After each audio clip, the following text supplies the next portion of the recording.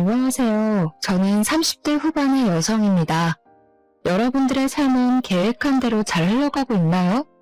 저는 30대 초반까지만 해도 계획한 대로 평탄하게 살아가고 있었습니다.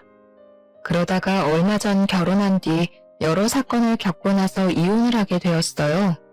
사실 제 주변에는 이혼한 사람이 없어서 이혼한 사실을 말하기가 부끄럽기도 하고 남들은 잘만 하는 결혼 생활을 저만 못했으니 제가 이상한 사람이 된 것 같은 생각에 자책만 하고 있었습니다.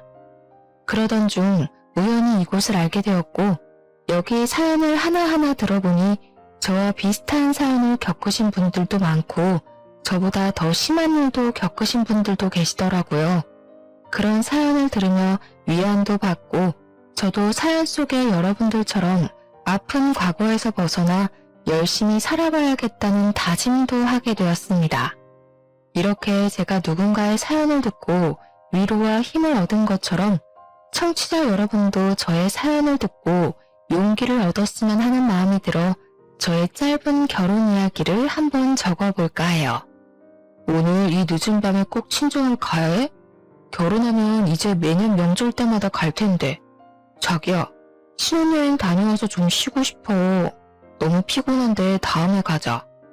아무리 그래도 결혼식 했으면 친정에도 제대로 인사드려야지. 시댁엔 잘만 갔다 왔잖아. 게다가 자기는 한 번도 우리 집에 인사드리러 온 적 없잖아. 결혼식 후 신혼여행까지 마치고 원래는 바로 친정집에 인사를 드리러 가려고 했으나 거리상의 문제로 시댁에 먼저 인사를 드리게 되었습니다. 시댁에서 1박을 한 뒤 친정으로 가려는데 친정이 수도권에서 조금 먼 지방이라 남편이 너무 피곤하고 힘들다고 투덜대기 시작했어요. 사실 남편은 결혼 전에 부모님과 함께 살고 있었어요. 그래서 저는 결혼 전에도 시부모님을 종종 만났었고 예비 시댁에도 몇 번 놀러 갔었지만 남편은 한 번도 우리 부모님 집에 가본 적이 없었습니다. 왜냐면 처음으로 남편이 부모님께 인사를 드릴 때도 상견례 날에도 모두 부모님이 저희 집으로 오셨거든요. 우리 집에 한 번도 갈 생각이 없는 남편에게 섭섭한 마음이 들기도 했지만 그래도 그 당시에는 제가 남편에게 콩깍지가 제대로 씌워져 있어서 남편의 불편한 마음이 더 크게 느껴졌습니다. 그런 남편을 어르고 달래며 3시간가량을 달려 친정집에 겨우 도착했어요. 이야, 이게 집이야 궁궐이야? 너네 이렇게 잘 살았어? 부모님이 브런치 카페 운영하신다더니 꽤 잘 되나 보다. 처음 남편이 저희 집을 보고 내뱉은 말은 감탄사였습니다. 사실 그렇게 잘 산다고 자부는 못하지만 아빠가 대기업을 다니고 있었고 몇 년 전 퇴직을 하셨어요. 그래서 친정 부모님은 노후를 시골에서 보내고 싶어 하셔서 그동안 모아둔 돈으로 시골에 헌집을 구매해 공들여 고쳤답니다. 겉으로 보면 꽤 멋진 새집 같아 보였을 거예요. 그리고 아빠 퇴직금 남은 돈으로 브런치 카페를 크게 차리셨거든요. 다행히 인테리어가 이뻐서 그런지 카페도 지역 맛집으로 소문이 나기 시작했어요. 꽤 수익이 쏠쏠하게 나면서 부모님 노후 자금만큼은 걱정하지 않을 정도였답니다. 이렇게 젊으실 때는 회사 생활을 안정적으로 하시고 퇴직 후에도 카페를 운영하시는 부모님 덕에 저는 부족함 없이 하고 싶은 것은 다 할 수 있었어요. 이서방, 오느라 고생했네. 신혼여행은 잘 다녀왔고? 네, 아버님, 잘 다녀왔습니다. 결혼 전에 한번 연락드리고 찾아뵀어야 했는데 그러지 못해서 너무 죄송해요. 이렇게 반갑게 와줘서 너무 고마워. 어서 들어와요. 출출하지? 내가 음식을 차린다고 차렸는데 맛이 있으려나 모르겠네. 엄마는 사위가 온다고 삼계탕에 전복에 장어구이 등 잔치상을 차려놓으셨더라고요. 음식이 너무 많아 식탁이 꽉 차서 더는 놓을 자리도 없는데 엄마는 자꾸 뭐가 없다면서 냉장고에서 뭘 더 꺼내놓으셨습니다. 세상에, 장모님, 음식이 너무 맛있어요. 앞으로 장모님 밥 먹으러 자주 와야겠어요.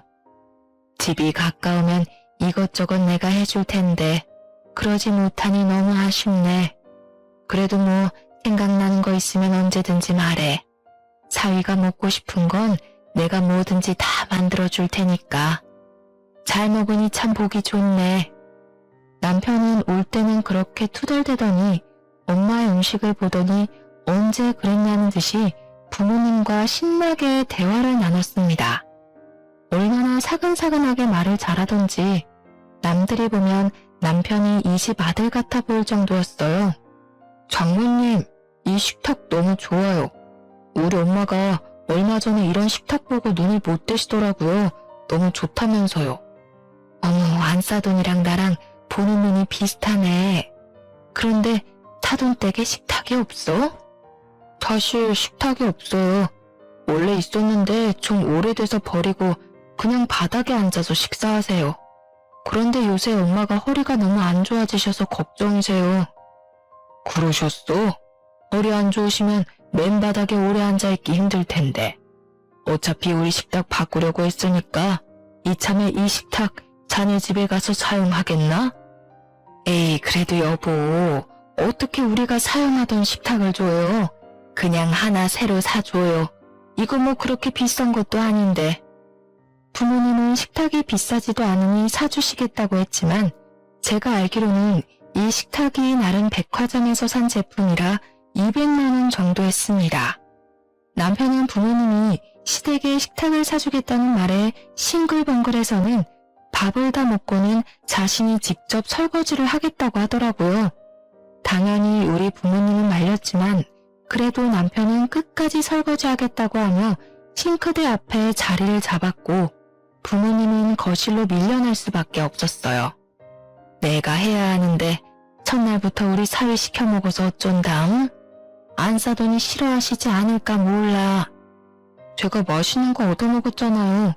게다가 식기세척기가 있어서 아주 금세 끝났어요. 저희 엄마도 식기세척기 있으면 정말 편하게 설거지 하실 텐데. 집에 식기세척기 없어? 안 싸돈 힘드시겠네. 우리 사돈댁에 식탁도 보내고 식기세척기도 보내야겠어. 헉! 정말요? 정말 감사합니다, 장모님. 사실 우리는 혜진이가 장녀라 혼수랑 예단을 많이 하려고 준비했는데 그냥 자기가 살던 집에서 신혼을 시작하겠다고 하지 않나. 사돈댁에서 예물 예단도 필요 없다고 하지 않나. 거기에 스몰 웨딩 한다고 하며 결혼식 비용도 제법 아꼈잖아. 그래서 뭐 하나 더 선물해드리려고 했거든. 그래서 뭘 살까 고민하고 있었는데 자네가 이렇게 말해줘서 오히려 우리 고민 하나 덜었네. 대신 우리 혜진이 시댁에서 일 적당히 할 수 있도록 중간 역할 잘해주게. 알겠나? 장인어른, 여부가 있겠습니까? 시댁 가면 손에 물도 묻히지 않게 하겠습니다. 우리 사위가 못하는 말이 없구만. 그럼 우리는 든든한 사위만 믿겠네. 그렇게 친정에서 처음으로 같이 잠을 자고 다음날 새벽부터 엄마는 시댁에 보내드리겠다며 각종 음식에 과일을 한가득 챙겨주셨어요. 얼마나 많은지 자동차 트렁크에 가득 싣고도 자리가 부족해서 뒷자리까지 음식이 가득했습니다.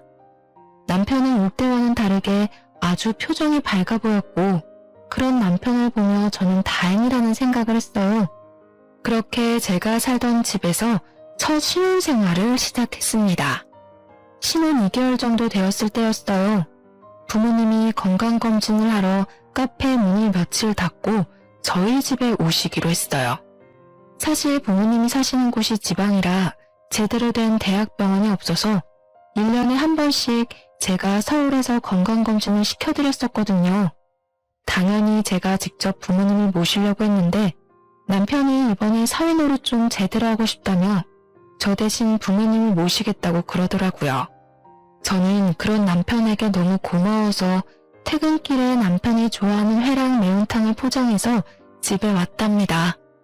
부모님도 제가 아닌 사위가 직접 데려오니까 웃음꽃이 피셨더라고요.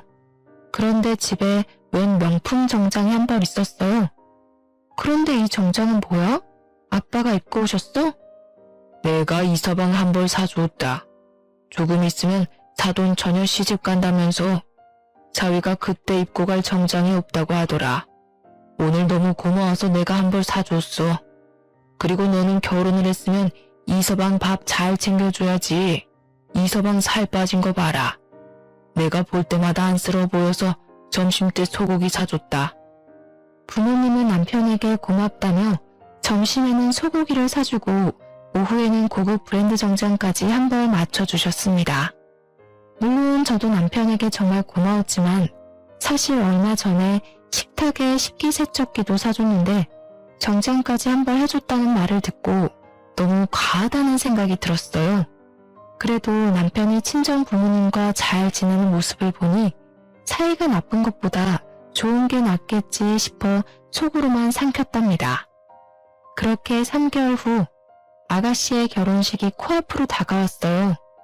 사실 남편의 집은 그다지 넉넉한 형편이 아니라서 아가씨의 혼수와 예단을 준비하는 것이 많이 부담되는 것 같았습니다. 그래서인지 남편은 자신이 결혼 전부터 모아왔던 적금을 깨려고 하더라고요. 저 역시 모른 척할 수 없어서 결혼식 날 축의금 200만 원을 했어요. 친정 부모님도 아가씨에게 축의금 100만 원을 전달했습니다. 원래는 결혼식에 참석도 하시려고 했는데 그날은 부모님이 일이 있으셔서 어쩔 수 없이 축의금만 제 편으로 보냈어요. 그렇게 결혼식이 무사히 끝나고 다음 날이었습니다. 남편과 제가 집에서 쉬고 있는데 시어머니한테서 전화가 왔습니다. 잘 지내고 있니? 결혼식 와서 고생 많았지? 준이 결혼한다고 축의금 200만 원 준 것은 고맙게 생각한다. 그런데 너네 부모님 말이다. 축의금 100만 원이 뭐니 100만 원이? 심지어 결혼식에 오시지도 않고 말이야. 부모님이 그날은 일이 있으셔서 어쩔 수 없었어요. 그런데 축의금 100만 원이 부족하다는 말씀이세요? 그래, 솔직히 너네 집 잘 살잖아. 그런데 이 액수는 좀 실망스럽구나. 원래 가족끼리는 200만 원씩 줘야 하는 거다. 사돈이 좀 많이 아낀 거 맞지? 요즘 장사가 잘 안 된다니? 그런 건 아니에요. 저희 집안에선 가족끼리 100만 원이면 많은 편이거든요. 다음부터 참고할게요, 어머님. 다음이 어딨니? 우리 딸 결혼하면 우리 집안의 결혼식이 또 어딨다고 그러니? 게다가 내가 결혼한다고 너희 집에 예물이나 예단을 바란 것도 아니었는데 금액을 보니 조금 실망스럽구나. 솔직히 결혼식 때 한 번 본 사돈처녀 결혼식에 100만 원이면 꽤 큰 금액 아닌가요? 저랑 부모님이 합쳐서 300만 원이나 축의금을 냈는데 그 금액이 작다고 대놓고 말씀하시는데 기분이 많이 상하더라고요. 결국 저는 결혼하고 처음으로 시어머니 말에 대들었죠.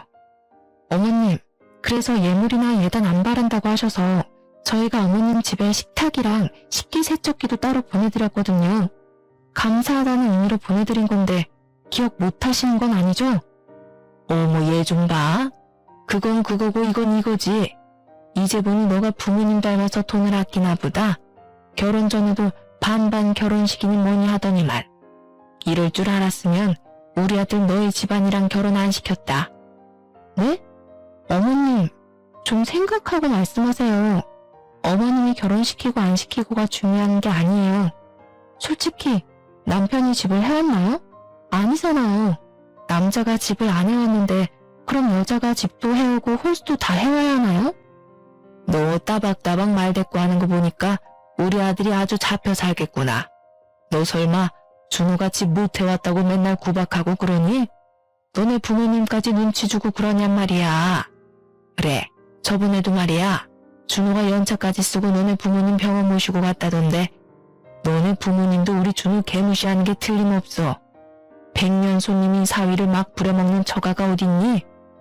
그건 어머님이 착각하신 거예요. 저는 남편한테 그러라고 부탁한 적도 없고 저희 부모님도 원래 제가 모시려고 했어요. 그런데 남편이 사위 노릇 제대로 해주고 싶어서 먼저 나서서 그런 거고요. 어머님 입장에서 귀한 아들이니 그렇게 고깝게 들리셨겠지만 저희 부모님도 귀한 사위 대접 제대로 해주고 있으니까 비꼬아서 듣지 않으셨으면 해요. 목소리가 점점 커지자 남편이 제 전화를 뺏어들더니 자기가 엄마랑 직접 통화하겠다며 방으로 들어가 버렸습니다. 10분 정도 기다리니 남편이 나왔습니다. 어머니랑 오해가 좀 있었던 것 같아. 통화는 잘했으니까 자기는 신경 안 써도 돼. 방 안에서 남편이 쩔쩔매는 목소리가 들렸지만 모른 척 했습니다. 어련히 잘 통화했겠지 싶어서 그냥 알겠다고만 했네요. 그리고 명절이 다가왔어요. 시댁에서 처음 맞는 명절이라 이쁜 한복을 차려입고 갔습니다. 하지만 시댁 분위기는 차가웠어요. 이미 음식도 준비가 다 되어 있었고 시모는 제게 거들라고 말 한마디 하지 않더라고요. 저를 본체만 채 했습니다. 그래서 저도 굳이 잘 보이려고 노력하지 않았어요. 솔직히 제가 잘못한 건 없으니까요. 남편이 중간에서 눈치를 보는 게 느껴졌지만 그렇다고 직접 나서서 분위기를 화해시키려는 노력 따위는 하지 않았습니다. 분명 시댁에서 중간 역할을 잘하겠다고 떵떵거려놓고 실상은 시모 앞에서 한마디도 못하는 바보였습니다. 그러다 하루는 제 여동생의 결혼식 날이 다가오고 있었습니다. 솔직히 축의금으로 치사하게 굴기 싫어서 남편에게도 시부모에게도 얼마 넣냐는 말을 일절하지 않았습니다. 그냥 눈치껏 제대로 넣었겠거니 싶었죠. 저희 부모님한테 100만 원이 작다고 난리치던 시모였는데 그들이 어른이 알아서 넣었을까 싶어 신경 쓰지 않았습니다. 그런데 제가 너무 얕잡아 본 거죠. 신혼여행을 갔다 온 여동생이 면세점에서 산 선물을 가져다 줄 겸 인사하러 왔었어요. 남편은 그날 야근이 있는 바람에 여동생을 만나지 못했어요. 이런저런 얘기를 하다가 축의금 얘기가 나왔어요. 여동생이 쭈뼛쭈뼛대더니 저희 남편에겐 절대 비밀로 하라며 말해주더군요. 언니, 형부한테 절대 말하진 말고 언니만 알아도? 사실 형부가 축의금으로 5만 원을 넣었더라고. 알고 있었어? 뭐? 5만 원? 다른 사람이랑 헷갈린 거 아니야? 나도 그런 줄 알았는데 언니 시댁도 전부 인당 5만 원씩 넣었더라고. 요즘 식대비가 5만 원이 넘어가서 조금 실망하긴 했는데 뭐 돈 바라고 결혼한 건 아니니까 남편이랑 나랑 신경 안 쓰기로 했어. 아, 내가 괜히 말했나 봐. 언니 신경 쓰지 마. 솔직히 요새 친구 결혼식에도 축의금 10만 원은 내지 않나요? 요즘 식대비가 5만 원이 넘어가잖아요.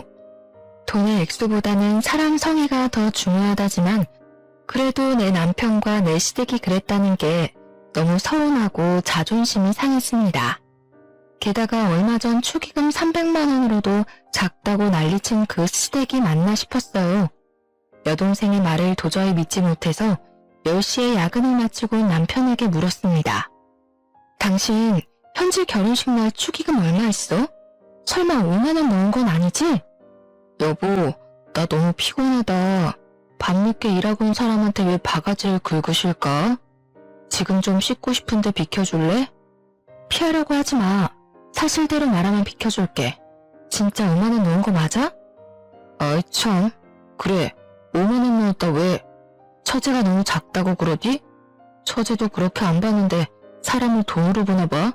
정성이 중요한 거지. 결혼식 날 내가 안 간 것도 아니고 직접 가서 축하해줬으면 됐지. 인생은 돈이 전부가 아니야. 미쳤어? 진짜로 5만 원을 넣었다고? 그럼 어머님도 아버님도 다 5만 원 넣었다는 게 진짜란 거네? 와, 당신 그거 내로남불이야, 알아? 저번에 우리 부모님이 축의금 100만 원 넣고 어머님한테 욕먹은 거 다 알면서도 그런 짓을 해? 당신은 친정이 만만하니? 뭘 만만하다고 그러냐? 너네 집은 잘 살고 우리 집은 돈도 없어서 아직 빌라 사는데 잘 사는 집안이 베푸는 게 맞지. 어차피 처제도 시집 잘 가서 유명한 호텔에서 결혼식 하더만. 우리 집이 축의금 얼마나 하는 게 뭐가 중요한가? 시집 장가 가서 잘 사는 게 중요하지. 참 저도 시댁 사연을 즐겨 듣는데 제가 직접 당할 줄은 몰랐네요. 요즘 축의금 같은 건 준 만큼 돌려받지 않나요? 남편의 당당함에 할 말을 잃을 정도였어요. 친정과 시댁의 경제적 차이를 이유로 축의금도 딱 식대비만큼만 냈다는 게 여러분들은 이해가 가시나요? 친정 부모님 앞에선 뭐 없다, 뭐 필요하다 잘만 이야기하던 남편이 제게 돈이 중요한 게 아니라고 마음이 중요한 거라면서 가르치듯 이야기하는데 코를 한 대 쥐어받고 싶더라니까요. 결혼한 지 이제 1년이 넘어가는데 벌써부터 결혼에 대해 회의감이 들기 시작했습니다. 어쨌든 남편이 5만 원 낸 게 맞다고 인정했으니 시부모님도 그 정도 냈을 것 같아서 시댁에 전화해서 따지지는 않았어요. 남편보다 더하면 더했지 덜하진 않을 거라 생각했거든요. 그렇게 시어머니 생신이 다가왔습니다. 며느리가 되면 시어머니 생신이 부담스러운 건 사실이잖아요. 왠지 제대로 대접해드려야 될 것 같고 대충 하면 욕먹을 것 같아서 긴장을 많이 했답니다. 그런데 남편이 이런 말을 꺼내더라고요. 우리 엄마는 미역국 별로 안 좋아해. 여보가 그렇게 긴장할 필요 없어. 집에서 요리하고 치우면 그게 더 일이잖아.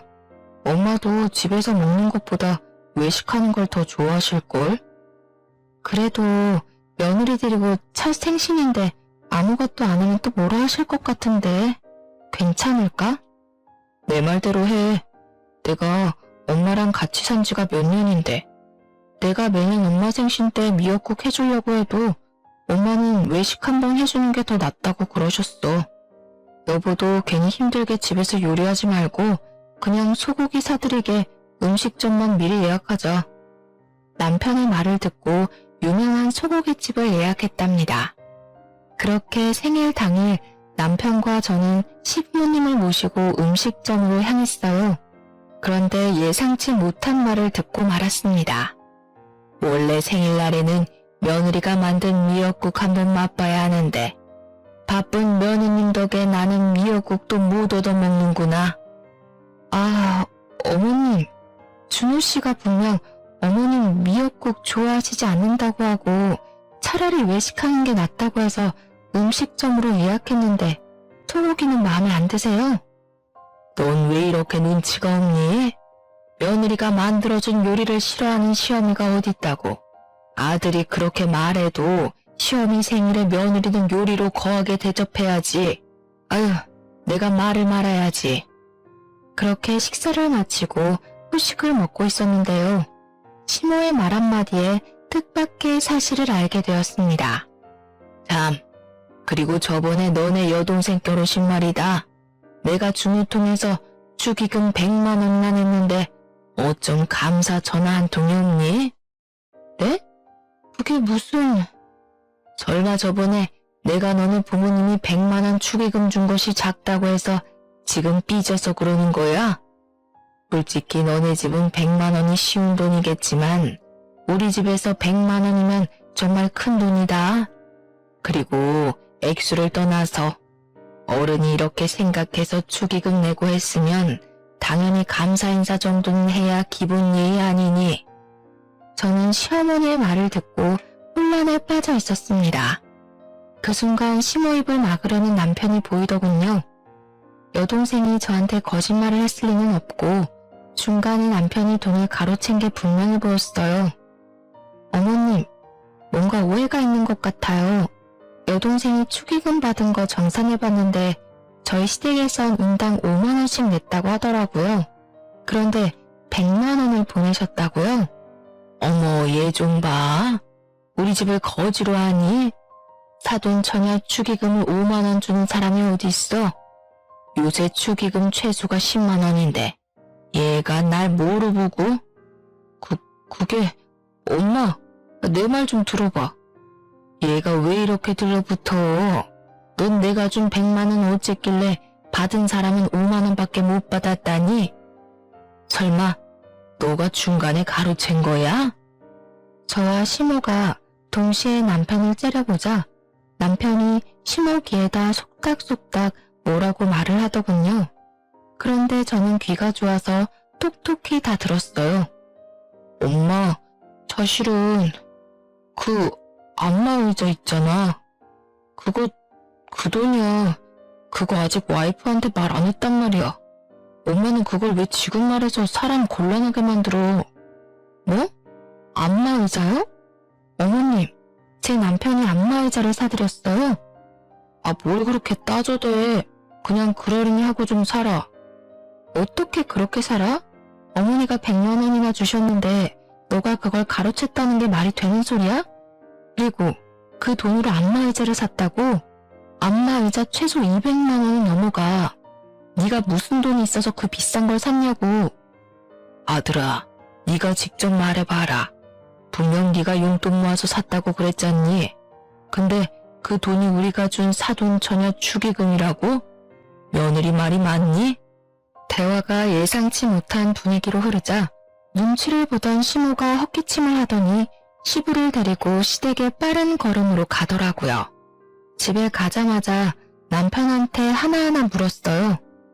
그래, 사실 우리 엄마가 처제 결혼한다고 100만 원 주셨어. 그런데 조금 있으면 엄마 생신인데 이모, 고모, 삼촌, 엄마 친구들 다 있는 안마의자 우리 엄마만 없더라. 그래서 처제한테는 나중에 집들이 할 때 좋은 선물 주고 지금은 일단 그 축의금에 내 용돈 조금 보태서 엄마 안마의자 먼저 사드린 거야. 이게 그렇게 잘못된 거야? 우리 엄마한테 돈 100만 원 못 받아서 그렇게 아쉬워? 너네 집 잘 살잖아. 겨우 100만 원 가지고 뭐 그리 난리야? 벼룩에 간을 빼먹어도 유분수지. 솔직히 지금 남편이 미안하다고 싹싹 빌어도 부족할 판국에 오히려 큰 소리니 저는 그저 어이가 없었습니다. 시어머니께 안마의자를 사드리고 싶었다면 자기가 용돈을 모아서 하든지 아니면 부부인 저에게 말을 하고 같이 의논해서 사야 하는 것 아닌가요? 남편은 그래놓고 뭘 잘했다고 이렇게 당당한지 저는 당최 이해가 가지 않았습니다. 결국 남편과 저는 대판 싸우고 저는 큰 방에서 남편은 거실에서 잠을 잤어요. 밤새 남편의 독단적인 행동이 너무 괘씸해서 잠이 안 오더라고요. 말로만 듣던 내로남불 남편이 이런 건가 싶기도 했어요. 도통 제 말이 통하질 않더라고요. 그런데 자기도 잘못한 건 알았는지 다음날 남편이 아침 일찍 안방에 들어와 먼저 사과를 했습니다. 결국 다시는 독단적으로 돈을 쓰지 않겠다는 남편의 약속까지 받고 겨우 풀렸죠. 하지만 사람은 고쳐 쓰는 게 아니라고 했던가요? 연말이 되어서 또 한 번 남편은 저를 배신했습니다. 공교롭게도 연말 휴가가 겹쳐서 남편과 저에게 일주일이란 귀한 휴일이 생겼는데요. 결혼한 지 2년도 다 되어가는데 여행 한번 제대로 못 간 것 같다는 남편의 말에 여행을 계획하고 있었죠. 마음 같아선 동남아 한번 가보고 싶었는데 남편이 너무 피곤하다며 제주도를 고집하더라고요. 제주도를 일주일씩이나 가서 볼 게 있나 싶었는데 남편의 말에 설득당하고 말았습니다. 제주도에 펜션 잡아서 일주일 놀자. 휴식을 즐기는 거지. 어때? 생각만 해도 기대되지? 요즘 나이 먹어서 그런가? 힘들게 돌아다니는 여행은 휴식이 아니라 일처럼 느껴진다니까. 여보도 잘 생각해봐. 휴일을 휴일답게 즐겨야지. 스트레스도 풀리는 거야. 사실 저는 내키지 않았지만 남편이 너무 바라니 어쩔 수 없이 제주도 여행을 계획했습니다. 저보다는 남편이 더 기대하는 여행이었어요. 그래서 비행기 티켓부터 묵을 숙소까지 남편에게 알아서 예약해달라고 부탁했는데요. 여행 당일에 캐리어를 끌고 나가려는데 남편이 마침 시댁에 일이 생겼다며 저보고 먼저 택시 타고 공항에 가 있으라는 거예요. 여보, 엄마가 갑자기 배가 찢어질 듯이 아파서 응급실에 가야 될 것 같다네? 비행기 타기까지 4시간 남았는데 그 전까지 꼭 도착할 테니까 먼저 가 있어봐. 내가 공항 도착하면 전화할게. 어쩔 수 없이 저 혼자 택시를 타고 공항으로 갔는데 비행기 시간 1시간 전까지 남편이 오지 않았어요. 저는 비행기를 놓칠까 걱정돼서 남편에게 전화하려던 차 저 멀리서 남편이 보였습니다. 그런데 혼자가 아니었어요. 다들 예상하셨죠? 네, 시부모님까지 주렁주렁 달고 온 남편이었습니다. 분명 배 아파 응급실 간다던 시모는 두 발로 여행용 가방까지 끌고 다니더라고요. 본능적으로 또 남편이 뒤통수를 쳤다는 걸 알았답니다. 황당해하는 제 얼굴에다 대고 남편이 뭐라고 하는지 아세요? 내가 제주도 간다니까 부모님이 신혼여행 이후로 한 번도 못 가봤다고 하시더라고. 생각해보니까 부모님 결혼기념일도 얼마 안 남고 해서 내가 같이 가려고. 그래도 되지?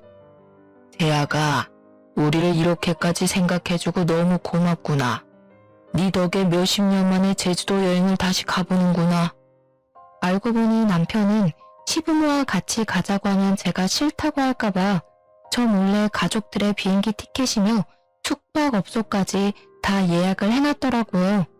남편의 모든 꿍꿍이를 알아버린 저는 화가 머리끝까지 났지만 시부모님이 너무 고맙다는 표정으로 저를 바라보고 있었고 공항에 사람들도 많이 있어서 큰 소리로 화를 낼 수가 없었습니다.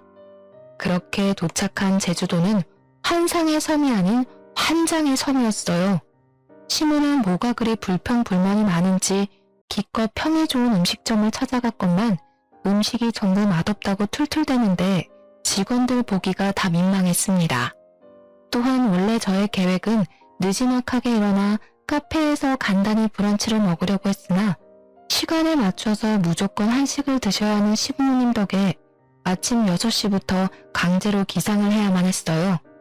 몇 날 며칠을 기대하며 계획을 세웠는데 모든 것이 다 틀어지자 저는 기분이 상해 여행 내내 표정이 어두웠고 그런 모습을 가만히 지켜보던 시모는 여행 마지막 날에 제게 한 소리를 하셨습니다.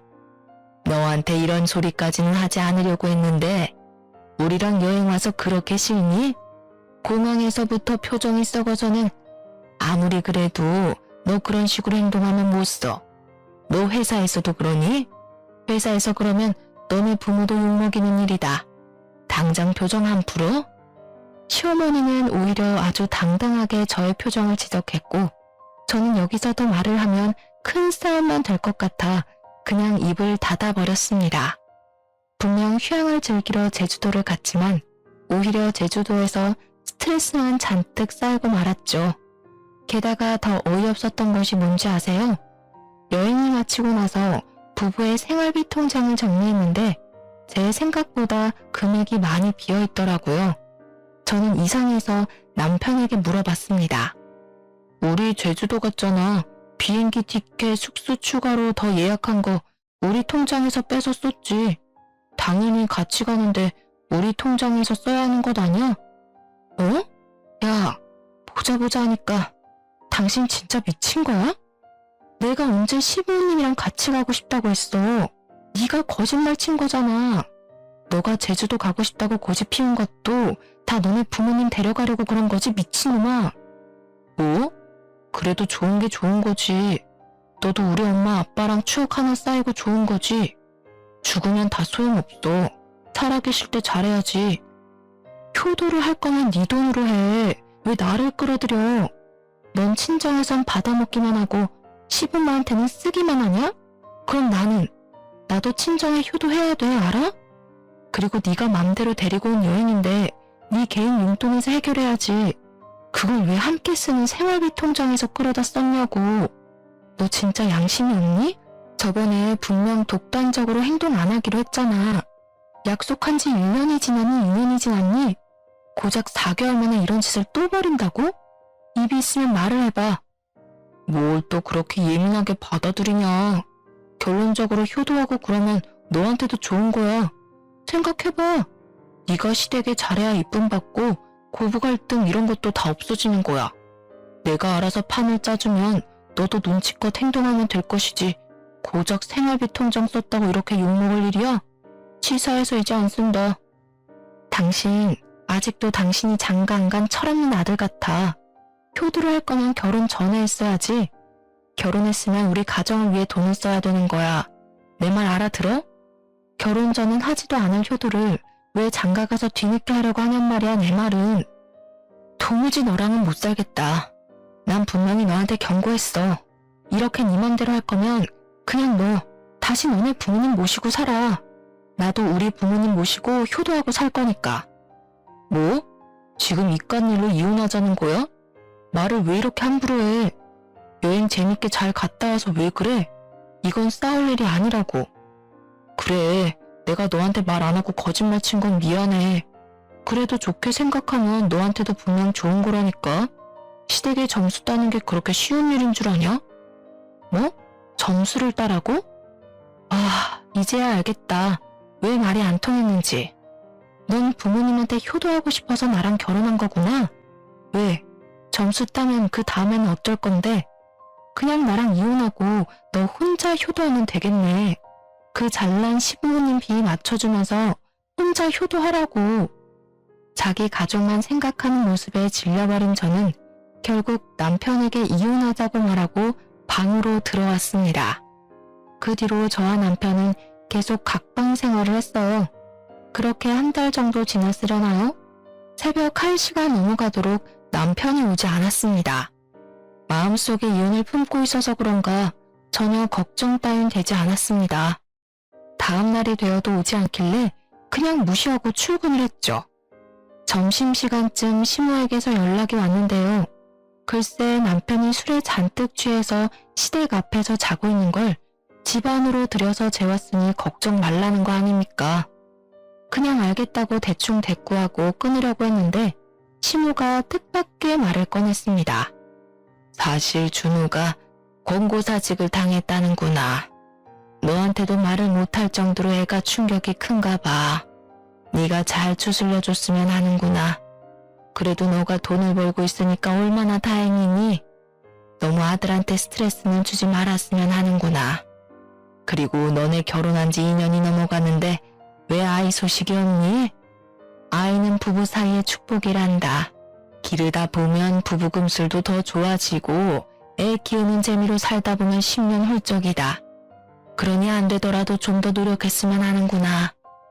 이혼을 하겠다는 말이 목 끝까지 차올랐지만 차마 말하진 못했어요. 들어보니 남편은 회사가 어려워져 단체로 권고사직을 당했다고 하더군요. 그런 백수 아들이 걱정되었던 시모는 2년 동안 꺼내지 않던 임신 얘기를 꺼내더라고요. 참 기가 차더라고요. 그 순간 시모 말을 듣고 정신을 바짝 차리게 되었어요. 지금 임신하면 내 인생 더 꼬이겠구나 하고 말이에요. 애 때문에 이혼 못한다는 말이 있듯이 저도 아이가 있었다면 감히 이혼 생각은 못했을지도 모르죠. 그런데 아직 다행인지 자연 임신은 되지 않았어요. 오히려 이혼할 수 있는 마지막 기회라고 여겨지더라고요. 그래서 생각만 하고 있던 이혼을 실행하기 위해 합의 이혼서를 출력해 화장대에 숨겨놓았습니다. 어려울 때 사람 버리는 거 아니라는 말이 있어서 양심에는 좀 찔렸지만 그래도 어쩌겠습니까? 시작부터 글러먹은 인간이었는걸요. 오히려 제가 너무 늦게 깨달아서 지나간 시간들이 너무 아까웠답니다. 마음속에 정말로 이혼수를 품고서 남편을 대하기 시작했어요. 집에 들어온 남편이 평소보다 더 눈치를 보며 잘하려고 노력하더라고요. 아침마다 아침밥을 차려주고 집안 청소도 완벽하게 해놓고요. 제가 퇴근할 때마다 주인 기다리는 강아지 마냥 저를 기다리고 있었습니다.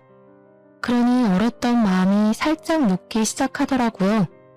막상 심하게 시집살이를 당하고 산 것도 아니고 남편이 바람을 핀 것도 아닌데 이런 걸로 이혼이 될까 싶은 생각이 들었습니다.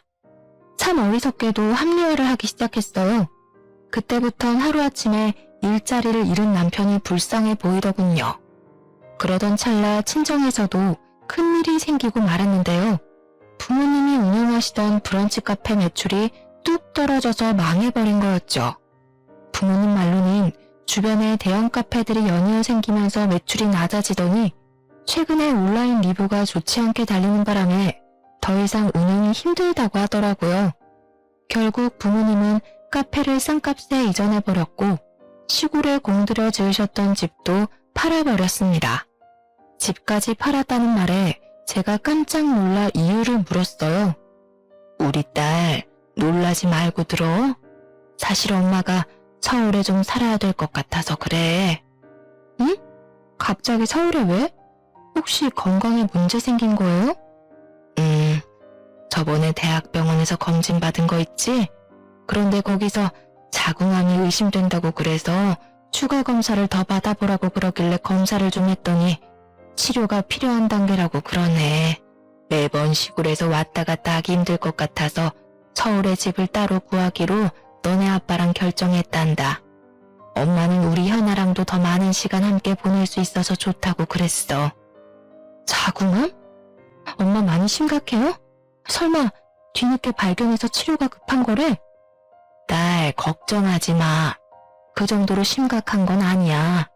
사실 치료만 받으면 충분히 완치될 수 있다고 의사쌤이 그러셨어. 요즘 의료기술이 뛰어나서 약만 잘 먹고 경과보면 될 것 같다고 그러셨어. 안 되면 제거 수술하면 되니까 너무 걱정하지 말고. 저는 덤덤하게 말씀하시는 엄마의 모습을 보니 마음이 너무 아팠습니다. 눈물이 차올랐지만 엄마가 속상해하실까봐 울지도 못하겠더라고요. 그렇게 눈물을 힘겹게 참으며 부모님의 이사를 도와드리고 밤이 늦어서야 집에 왔습니다. 사실 부모님 이사를 도와드리러 가면서 남편에게 같이 가자고 말을 했었거든요. 어차피 남편이 지금 회사에 다니는 것도 아니고 집에서 노는데 충분히 갈 수도 있잖아요. 그런데 남편은 당당하게 싫다고 하더라고요. 뭐? 이사 가는데 도와달라고? 내가 무슨 이삿짐 센터냐? 또 남자라고 험한 일 시키려고 그러는 거지? 여보, 지금 말 다 했어? 부모님 아파서 이사 오시는데 그것도 못 해줘? 이삿짐 불러서 오는 거고 당신은 딱히 할 일도 없을 거야. 그냥 얼굴만 비추는 건데 그것도 못 해줘? 에이, 장인어른도 사이 불편해서 없는 게 나을 거야. 어차피 서울로 오면 자주 볼 텐데 뭘 이삿날까지 얼굴을 비춰야 되냐? 그냥 적당히 도와주고 와. 결국 남편 없이 짐을 전부 옮기고 부모님은 제가 살고 있는 집에서 30분 거리의 아파트로 이사 오셨어요. 밤늦게 집에 도착하니 남편이 혼자 TV를 보며 맥주를 마시고 있었어요. 어디로 이사하셨어? 설마 우리 집 근처야? 그럼 매일 너 친정 가겠다고 난리치는 거 아닌가 몰라. 나는 사위라서 친정이 불편해. 너가 중간 역할 잘해줬으면 좋겠다. 친정 가고 싶으면 혼자 가고. 어? 말을 왜 그딴 식으로 하냐? 됐어, 너 필요 없어. 너 친정에 절대 오지 마. 화가 치밀어 오른 저는 남편이 마시던 맥주를 그대로 남편 얼굴에 쏟아부었어요. 네가 진작에 개차반인 줄은 알았지만 이 정도일 줄은 꿈에도 몰랐다. 우리 진짜 갈라서자. 내일 술 깨고 손이 발이 되도록 빌어도 나는 기필코 니놈이랑 이혼할 테니까 그런 줄 알아. 남편은 마시던 맥주를 얼굴에 맞고 화가 나 어쩔 줄을 몰라 했고 저는 그런 남편이 너무 꼴보기가 싫어 발 닦던 걸레로 얼굴을 덮어버렸어요. 그리고는 간단한 짐을 챙겨 친정 부모님 집으로 가버렸답니다. 처음으로 부모님께 이혼에 대해 말씀드렸어요. 새벽까지 제가 당한 남편의 내로남불 사건들에 대해 낱낱이 말했네요. 그런데 아빠의 표정이 심상치 않았습니다. 아빠가 화를 잘 내지 않는 성격인데 남편 얘기를 할 때면 주먹을 꽉 쥐시더라고요. 그놈이 중간 역할을 제대로 하지도 못하고 심지어 회사에서 잘렸는데도 저가의 얼굴 한번 비추러 오지 않는다 이 말이구나. 내일 당장 그놈 오라고 연락해라. 아빠, 걔는 친정 불편하다고 2, 3날에도 안 왔다니까? 근데 내 연락받고 오겠어? 안 오면 고소한다고 연락해라. 그럼 오겠지. 그리고 너 합의 이혼 따위는 생각도 하지 말고 무조건 소송할 테니까 그렇게 알아. 아빠 친구 변호사한테 다 연락해놨다. 넌 아빠 말대로만 하면 돼. 저는 아빠의 말에 의문이 들었습니다. 사실 저는 남편이 시댁에만 효도한다는 걸로 이혼 소송까지 가능할까 싶었거든요. 그런데 확신에 찬 아빠의 표정을 보고 뭔가 큰일이 생기겠다 싶었네요. 아빠가 한 번 화나면 정말 무섭거든요. 그래서 남편에게 꼭 친정에 오라고, 안 오면 이혼은 물론이고 고소당할 줄 알라고 문자 보내놓으니까 다음날 아침 대바람부터 친정에 와 있더라고요. 아버님, 저 현아랑 이혼하기 싫습니다. 저 백수 됐다고 버리시는 겁니까? 장인어른 어떻게 그러실 수 있어요. 저 현아한테 부족함 없이 다 했다고 생각했는데 갑자기 이혼이라니. 아빠는 무릎 꿇고 있는 남편의 얼굴에다 여러 장의 종이를 던지곤 충격적인 말을 꺼내셨는데요. 뭐? 백수 됐다고 버려? 이 머저리 같은 놈아. 너네 집이 가진 것 없어도 난 사람 하나 보고 결혼 허락한 걸세. 근데 이제 허다하다 저가 뒤통수를 쳐? 이놈은 인간 되긴 글렀어. 아주 콩밥 먹고 정신 차려야지. 그 말에 저도 놀라서 아빠가 뿌린 종이를 한 장 주워서 읽었는데요. 종이엔 블로그 게시글이 빼곡히 써져 있었어요. 음식이 전부 맛이 없고 카페가 청결하지 못하다는 내용이었죠. 심지어는 커피에 벌레가 나왔다, 머리카락이 나왔다 이런 내용까지 있더라고요. 설마 해서 아이디를 봤는데 남편이 자주 쓰던 메일 주소였어요. 그리고 블로그에서 험담하던 그 카페는 저희 부모님이 운영하시던 브런치 카페였고요. 쪽팔린 건 아는지 남편은 그 종이를 막 주워 담으려고 바닥을 기었습니다. 그리고 연이은 아빠의 말에 남편은 두 손을 싹싹 빌기 시작했는데요. 넌 처가가 운영하는 카페가 잘 되는 게 그렇게 배가 아팠냐? 뚫린 입으로 한번 말해봐라. 네가 인간의 몸으로 이딴 짓을 해? 장인어른, 오해가... 너가 우리 카페에 와서 빵을 사 먹기랬어, 커피를 마시기랬어. 사진 도용까지 해가면서 카페 망하게 만들고 싶었냐? 뭐 위생이 엉망이고 직원들이 불친절해? 이놈은 정신교육이 필요해. 이런 쓰레기는 평생 고쳐 쓰질 못해. 알겠어? 넌 네가 저지른 모든 죄에 대해 낱낱이 고소당할 거니까 위자료 준비해놔라. 아버님, 제발 제 말 좀 들어보시고. 그러니까 제가 그렇게 한 건 정말 잘못한 게 맞는데요. 현아가 또 친정이 잘 살아서 기세 등등한 게 좀 보기 그래서요. 또 망할 줄은 저도 몰랐거든요. 그 순간 아빠는 남편의 싸대기를 날려버렸습니다. 아빠의 두툼한 손이 연약한 뺨에 닿으니 아주 찰싹하는 소리가 귓가에 울리더라고요. 동시에 속에 묻은 답답함이 씻겨져 내려가기도 했네요. 넌 니네 부모님만 가족이라고 생각하지? 저가는 돈줄 그 이상 이하도 아니고 말이야. 네가 이때까지 어떻게 현아 힘들게 했는지 눈에 뻔하다. 너 때문에 우리 가게가 당한 피해 금액 전부 계산해서 고소할 거야. 6개월간 매출 감소액, 직원 인건비, 가게 자리세까지 전부 다 포함시킬 거니까 네 그 잘난 부모님 집을 팔아서라도 못 내는 금액으로 청구할 거다. 알겠냐? 순간 남편 얼굴에 핏기가 사라지고 새하얗게 질린 얼굴이 되더라고요. 사내 자식이 눈물까지 펑펑 흘리면서 아빠 다리를 잡고 늘어지는 꼴이 참 우습더군요. 어떻게 또 뒤통수를 칠 수 있는지 남편과 결혼한 제 자신이 너무 부끄럽기만 했습니다. 알고 보니 아빠는 가게 매출이 떨어질 때부터 이 사실을 알고 있었더라고요. 차곡차곡 증거를 수집했고 그 블로그의 주인이 제 남편이란 걸 알게 되었을 때 하필 엄마가 자궁암 소견 때문에 대학병원 치료를 받아야 해서 가게를 접기로 결정한 거였습니다. 아빠는 당연 사위에게 실망이 가득했고 차마 저한테 묻지도 못하시고 혼자서 증거를 모아서 변호사와 고소를 준비하고 있었던 거였죠. 명예훼손죄와 영업방해죄, 모욕죄로 법적 대응을 시작하기로 결정하셨고 저 또한 이혼 소송을 시작하면서 남편은 끈떨어진 연신세가 되고 말았습니다. 이혼 소송으로 남편에게 받을 수 있는 위자료는 몇 푼 되지 않더라고요. 대신 돈이 전부 떨어진 남편은 맞고소는 물론이고 변호사 선임 비용조차 없었기 때문에 시댁에서 진짜 집을 팔아서 손해배상을 해야 될 처지에 놓였죠. 그런데 갑자기 시댁에 사준 식탁과 식기세척기가 생각이 나더라고요. 그것도 한두 푼이 아닌데 그걸 그대로 둘 수는 없잖아요? 그래서 주말에 용달차를 불러 시댁에 무작정 들어가서 식기세척기와 식탁을 다시 가져왔습니다. 야, 사람이 줬다 뺏는 게 어딨어? 지금 시어미한테 뭐하는 짓이야?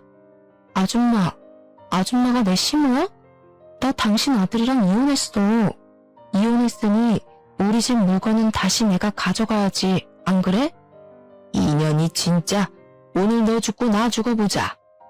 전 시모는 제 머리채를 잡으려고 난리를 쳤습니다. 그 순간 뒤에 숨어있던 여동생이 나타나 핸드폰으로 그 장면을 전부 찍어버렸죠. 나 때리기만 해. 이거 다 녹화해서 당신 폭행죄로 고소해버릴 거야. 아들은 허위사실 유포에 영업방해죄, 그 엄마는 폭행죄로 고소 걸리면 아주 볼만하겠네. 그치?